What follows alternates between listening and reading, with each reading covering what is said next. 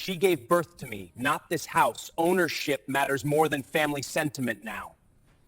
The courtroom camera captured the exact moment a mother realized her own son had legally erased her from the home she had lived in for more than 3 decades. Not through shouting. Not through a fight. But through a few quiet signatures on paperwork she never fully understood. The kind of paperwork that looks harmless, until it takes everything from you. Across the courtroom her son sat calmly, legs crossed, wearing a suit that cost more than most people's monthly rent, completely unbothered as his own mother struggled to breathe through the shock. This wasn't a story about a family disagreement or a messy inheritance. This was a story about a self-proclaimed crypto-millionaire who used his sudden wealth, his legal knowledge, and his mother's trust to evict the very woman who raised him. The woman who worked double shifts. The woman who kept the lights on when there was no money. The woman who signed what she thought were helpful documents, so her son could assist with bills, only to find out she had signed her house away. What makes this moment even more disturbing is how confident the son was. He didn't look nervous. He didn't look guilty. He looked victorious. As if the law had finally caught up to what he believed all along, that money makes you untouchable, even when the person you're hurting is your own mother. The courtroom audience sensed it instantly. This wasn't just greed. This was betrayal at its coldest. But sitting behind the bench was Judge Judy, and from the moment she began reviewing the documents, something shifted.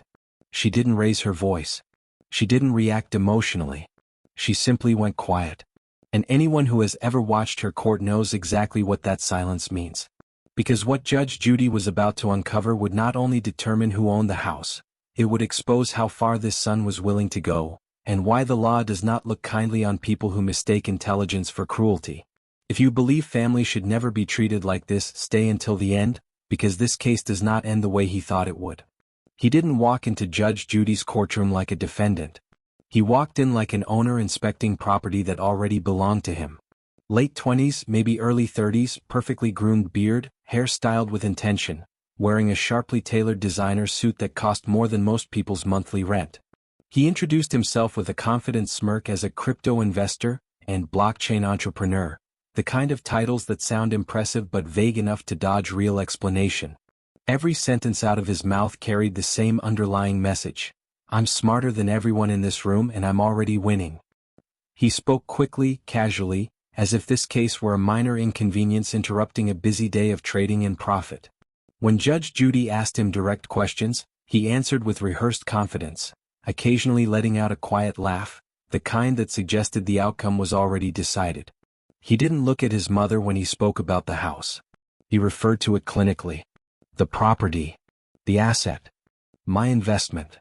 At one point, he leaned back slightly and said without hesitation, "It's my house now. I paid for it." To him, money had rewritten history, loyalty, and obligation all in one stroke. Across the courtroom stood his mother, and the contrast was impossible to miss. She was in her late 50s, maybe early 60s, wearing simple, carefully chosen clothes that looked pressed but worn. Her hands were clasped tightly in front of her, fingers trembling slightly as she waited her turn to speak. She didn't interrupt. She didn't raise her voice. Her eyes moved between her son and the judge, as if she still couldn't quite believe she needed a courtroom to speak to her own child. This wasn't just any house. This was the home she had lived in for decades. The place where she had raised him alone after his father left. The house where she worked double shifts, sometimes triple, juggling multiple jobs just to keep the lights on and food on the table. The walls had watched him grow up. The kitchen had fed him when money was tight. Every sacrifice she made had been anchored to that address. And now, she was standing there as a defendant in her son's story, reduced to an obstacle in his financial success. When she finally spoke, her voice was quiet but steady. She explained that she never went to college, never understood complex legal documents, and trusted her son completely when he told her he was helping with finances. She believed him when he said the paperwork was temporary. She believed him when he said it was just to protect the house. She believed him because he was her son. And then she said the line that made the courtroom feel heavier, "I never thought my own son would do this to me." The son rolled his eyes slightly when she spoke, just enough to be noticed. He framed her emotions as confusion.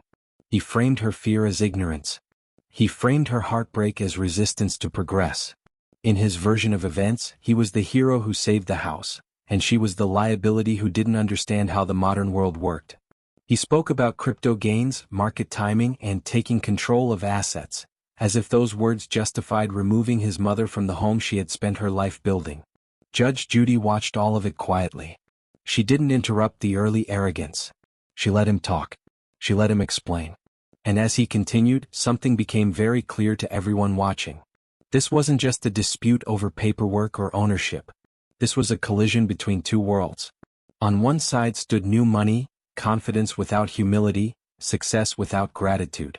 On the other stood lifetime sacrifice, trust given freely, and a mother who never imagined she would need legal protection from her own child.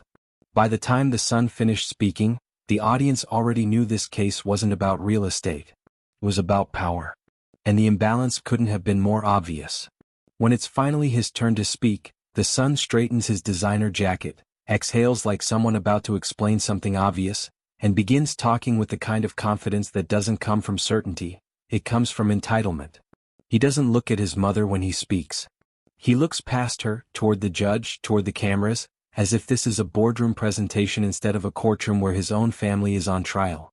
He starts with money. He always starts with money. He explains that he paid off the mortgage, emphasizing the phrase as if it's a magic spell that erases everything that came before it. According to him, once his crypto investments took off, he stepped in and saved the house. He frames it as generosity, as responsibility, as proof that he did what any successful son should do. He repeats the number more than once, the exact amount he claims to have paid, making sure everyone hears it clearly. Then he moves to the paperwork. He says his mother signed the house over willingly. No pressure. No confusion. No tricks. He insists it was her idea, her decision, her signature. He describes it casually like she signed a receipt or agreed to update a phone plan. In his version of events, everything was transparent, logical, and fair. Anyone who disagrees, he implies, simply doesn't understand how finances work. That's when he says it. She's emotional, he tells the court, his voice calm but dismissive. She's not logical. The words hang in the air. He explains that his mother is from a different generation, one that doesn't understand risk, growth, or modern investing. He talks about crypto like it's a personality trait, like success has elevated him beyond ordinary rules and ordinary people. He frames himself as the adult in the room, the rational one, the planner. His mother, in contrast, becomes a liability in his narrative. A problem to manage. A variable to control. He says crypto changed everything. It changed his life. It changed his future. It changed what was possible. And, in his mind, it changed who gets to make decisions. As he speaks, he keeps interrupting, not just his mother but the process itself. Every time she tries to clarify something, he jumps in to correct her. When she hesitates, he fills the silence. When she struggles to explain, he reframes her words in ways that benefit him. He uses legal phrases that sound impressive but aren't quite right, mixing terms together like someone who skimmed contracts without understanding them. He treats the eviction like a business move. Necessary. Efficient. Clean. No anger. No regret. No shame. Just strategy. That's when Judge Judy looks at him, really looks at him, and asks a single, deceptively simple question. Why, she asks calmly, didn't you put your name on the mortgage instead? The son doesn't hesitate. He smiles slightly as if the answer is obvious. Because this way made more sense, he says confidently. The confidence is absolute. Too absolute. And in that moment, the courtroom feels it, the subtle shift, the tightening of the air. Because that answer didn't just explain his logic. It exposed it. The atmosphere in the courtroom shifted the moment the paperwork came out. Up until now, the son had spoken with the confidence of someone who believed documents were weapons and words were shields. But when the clerk handed over the signed deed, something subtle changed. The judge didn't react immediately. She studied it in silence, letting the weight of that paper hang in the air. The son straightened in his chair, almost proud, as if the signature at the bottom was a trophy proving he had already won. The mother stared at the desk in front of her, her hands folded tightly, like she was bracing herself for a blow she had already lived through. The document itself was simple. A quitclaim deed. A legal transfer of ownership. No drama on the page. No explanation written in the margins. Just names, dates, and a signature that now threatened to erase decades of a woman's life. The son leaned forward and pointed to it confidently, explaining that this single page settled everything. She had signed it. Case closed. But what he didn't understand was that the judge wasn't looking at what was there. She was looking at what was missing. There was no attorney listed beside the mother's name. No witness statement indicating she had received independent legal advice. No notation suggesting the terms had been explained to her in plain language. When asked about it, the son waved the concern away, saying lawyers were unnecessary because this was a family matter. He described the moment she signed as casual, almost affectionate. A conversation at the kitchen table. A pen passed across the counter. Help offered. Gratitude implied. What he called generosity, the courtroom began to recognize as manipulation. The mother finally spoke, her voice quiet but steady. She explained that the paperwork had been presented during a conversation about bills. She was behind on utilities. The roof needed repairs. He had offered to take care of things. She thought she was authorizing him to help manage payments, maybe co-sign something temporary. No one told her she was signing away her home. No one told her the word quitclaim meant she would own nothing when the ink dried. She trusted him because he was her son. That trust now sat exposed under fluorescent courtroom lights. Then the timing came into focus. The date on the deed wasn't random. It was weeks before the son's financial situation changed dramatically. At the time of the signature, he had no real assets to speak of. No long-term income. No proven stability. Yet shortly after the deed was filed, everything shifted. His crypto investments surged. His accounts ballooned. And within days of that surge, the house was refinanced. Equity pulled out. Cash extracted. The very home his mother believed was safe became collateral for his new lifestyle. When questioned, the son framed it as smart investing. Leveraging assets. Maximizing opportunity. He spoke like he was pitching a startup, not explaining why his mother was suddenly homeless. But the judge noticed what he didn't say. He never mentioned discussing the refinance with her. Never mentioned asking permission. Never mentioned how pulling equity from the house increased the risk of foreclosure. The silence around those facts was louder than anything he had said. Then came the eviction notice. 30 days. Cold. Formal. Delivered not by her son but by a courier. No conversation. No warning. No explanation. She didn't find out over dinner or in a phone call. She found out when her electricity went dark. When the water stopped running. When she stood in a kitchen she had cooked in for decades and realized the lights wouldn't turn back on. That was how she learned she no longer had a home. The courtroom reacted visibly to that detail. The son tried to frame it as procedure. Standard process. Business protocol. But procedure doesn't shut off a mother's utilities without warning. Procedure doesn't replace a conversation with a courier slip. Each layer peeled back revealed not just legality but cruelty. And the more he defended himself with technical language, the clearer it became that he had treated his own mother like an expendable asset on a balance sheet. By the time the judge looked up from the documents, the room understood something the son still didn't. This case wasn't about a signature. It wasn't about crypto or contracts or timing. It was about intent. And with every new detail, that intent became impossible to ignore. The shift in the courtroom was subtle at first, almost imperceptible, but everyone felt it. Until that moment, Judge Judy had allowed the son to talk. She let him explain himself, let him posture, let him believe that his confidence and polished vocabulary were somehow carrying weight. But now, she leaned back slightly in her chair, folded her hands, and the room went quiet in a way that had nothing to do with decorum and everything to do with authority. This was no longer a conversation. This was an examination. Her voice slowed, not raised, lowered. Calm. Controlled. Dangerous. She stopped addressing him by name and started addressing his actions. Each word landed with precision, like it had been sharpened before being spoken. The son, who moments earlier had been leaning comfortably against the podium, straightened instinctively, sensing that something had changed and not in his favor. Judge Judy looked down at the documents in front of her, then up at him.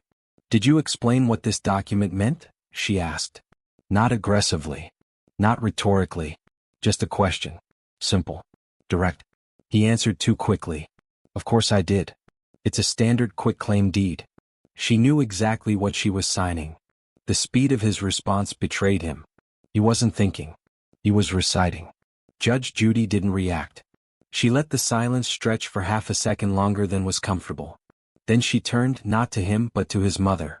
"Ma'am," she said gently, "did he explain to you that this document permanently transferred ownership of your home?" The mother hesitated. Her fingers tightened around the edge of the podium. Her voice came out softer than she intended. "No. He said it was paperwork so he could help with the bills." That single sentence changed everything. Judge Judy's eyes snapped back to the son. "So the answer to my question," she said evenly, "is no." He opened his mouth to interrupt, to clarify, to spin, but she didn't let him. She raised one finger, not dramatically, just enough. "No. You've had plenty of time to talk." The son swallowed. For the first time since entering the courtroom, his confidence flickered. Judge Judy continued. "Did she have independent legal counsel when she signed this?" Her tone suggested she already knew the answer. "She didn't need one," he replied quickly. "I was there." Judge Judy's eyebrows lifted just slightly. "That wasn't the question." She paused. "Did she have independent legal counsel?" "No," he said, quieter now. Another pause. Another crack. Judge Judy leaned forward. "And tell me why, if your intention was simply to help your mother, you didn't put your name on the mortgage instead of taking ownership of the house." This time he hesitated. Too long. His eyes darted down to the papers, then back up. "It was cleaner this way," he said. "From a financial standpoint." That answer did not land the way he thought it would. Judge Judy exhaled slowly, the kind of measured breath that signals patience running out.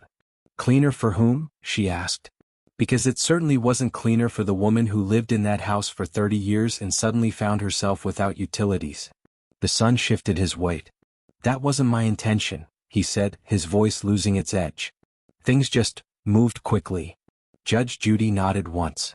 "They always do," she said. "When someone knows exactly what they're doing." She flipped a page, then another. "You talk about logic," she continued. "You talk about business. But this court is not impressed by buzzwords. This court is impressed by fairness." She looked directly at him now. "And what you did was not fair." He tried again to regain control. "Your Honor, with respect, the law is very clear." "Stop," Judge Judy said, cutting him off mid-sentence. The word echoed. Not loud. Not angry. Final. "I will tell you what the law says," she continued. "You don't get to lecture me on it." The audience was completely still. Even his mother looked up, surprised, as if realizing for the first time that someone else was finally speaking for her. Judge Judy turned slightly toward the gallery, then back to the son. "If you've ever seen money destroy a family," she said, her voice calm but heavy, "you already know where this is going." The son's jaw tightened. His shoulders, once relaxed and confident, now sat stiff and high. He no longer looked like a crypto success story.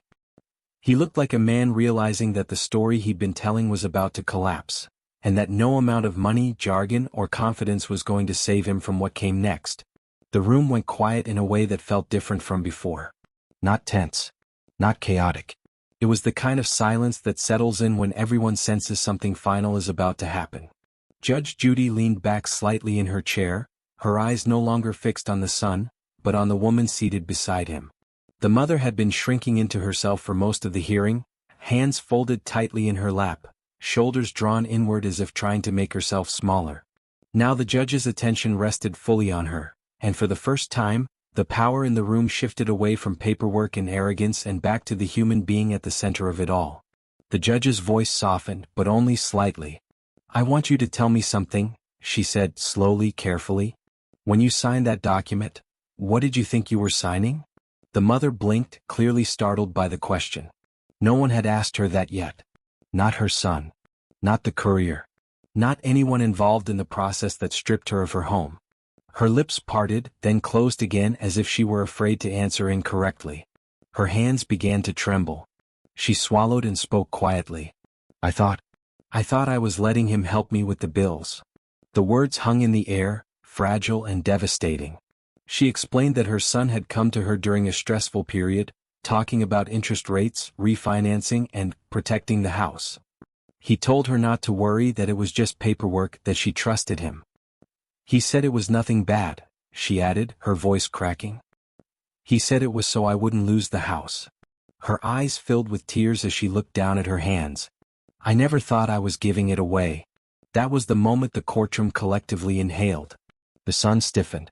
His earlier confidence, the casual smirk, the dismissive posture, drained from his face in real time. He opened his mouth as if to interrupt, but the judge raised a single finger. "No," she said sharply. "You've talked enough." Then she turned back to the mother. "At no point did you believe you were transferring ownership of your home?" The mother shook her head immediately. "No, never. I would never have done that." The judge nodded once, slowly, as if confirming something she already knew. Then she turned her attention back to the son, and her tone changed completely. It was no longer conversational.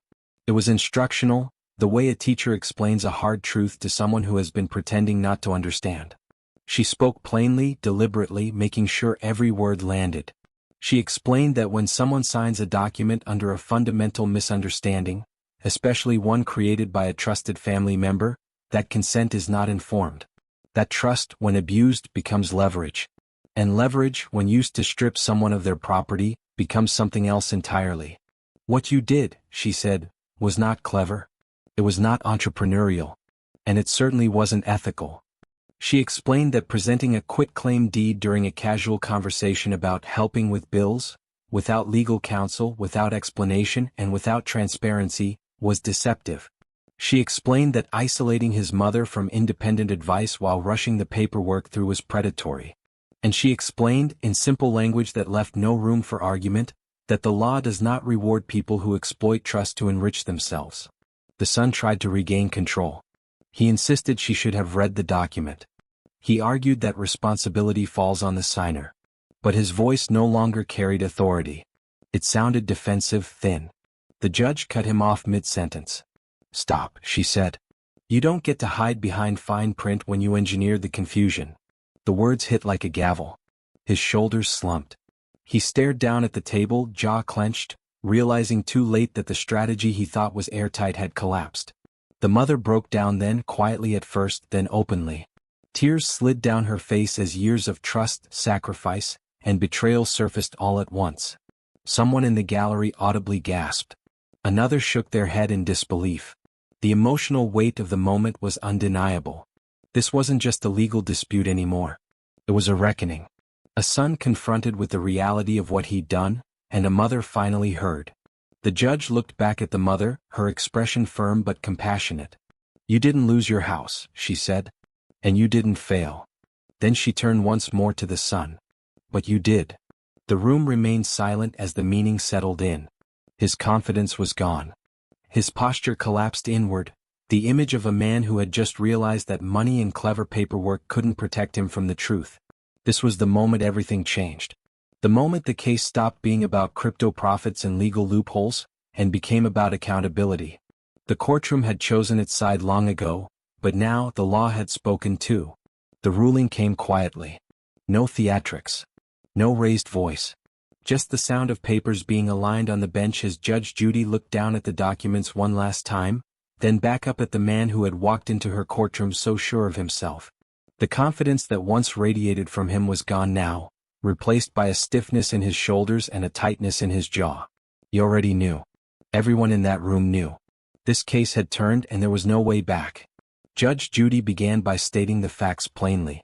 The quitclaim deed was invalid. Not because of emotion. Not because she felt sorry for anyone. But because it was executed without informed consent, without independent legal counsel, and under circumstances that clearly showed manipulation. She explained that property law exists to protect people from exactly this kind of abuse, especially when trust and family relationships are used as leverage. The house, she ruled, was to be restored immediately and fully to its rightful owner, the woman who had lived in it, maintained it, and raised her child there for decades. The son opened his mouth as if to argue, but the look from the bench stopped him cold. Judge Judy wasn't finished. She ordered him to vacate the property immediately. No extensions. No grace period. Any personal belongings would be retrieved under supervision. In addition, he was ordered to pay damages for wrongful eviction, cover every dollar of his mother's legal fees, and reimburse her for the utilities that had been shut off without warning. What he had treated as a clever financial maneuver was now being dismantled line by line. Then came the words that carried the real weight. Judge Judy leaned forward slightly, her voice steady, controlled, and unmistakably final. She told him that success does not give anyone the right to steal, that intelligence does not excuse cruelty, and that using legal paperwork to take advantage of someone who trusted you, especially your own mother, was not smart business. It was shameful conduct. Being her son, she said, made this worse, not better. There was no applause, no cheering, just silence. The kind of silence that settles when something irreversible has happened. The son stood there for a moment, staring at the bench, then down at the table as if waiting for someone to step in and save him. No one did. When he finally turned to leave, his steps were slow, his posture slumped, the designer suit suddenly looking like a costume that no longer fit. He exited the courtroom without saying a word. On the other side, the mother remained seated, stunned. The tension she had been holding for months seemed to drain out of her all at once. Her hands shook as she covered her face, and for the first time that day she cried, not from fear or confusion but from relief. A court officer stepped closer, gently offering support. Another handed her tissues. She nodded, whispering thank you over and over, as if she couldn't quite believe that the nightmare was over. As she stood to leave, there was no triumph in her expression. Just exhaustion mixed with something quieter and deeper, a sense of being seen, believed, and protected. The courtroom staff watched her go with soft expressions, fully aware they had just witnessed something more than a property dispute. They had witnessed a boundary being restored, a wrong corrected. By the end of the day, the case would spread far beyond that room. People would argue about it, share it, replay it. Some would focus on the money, others on the betrayal. But what stayed with most viewers was simpler than all of that. The reminder that power doesn't come from wealth and intelligence doesn't excuse cruelty. Justice, when it works, is calm, precise, and unforgettable. If you think this son got exactly what he deserved, leave a comment below. And subscribe, because the courtroom never forgets.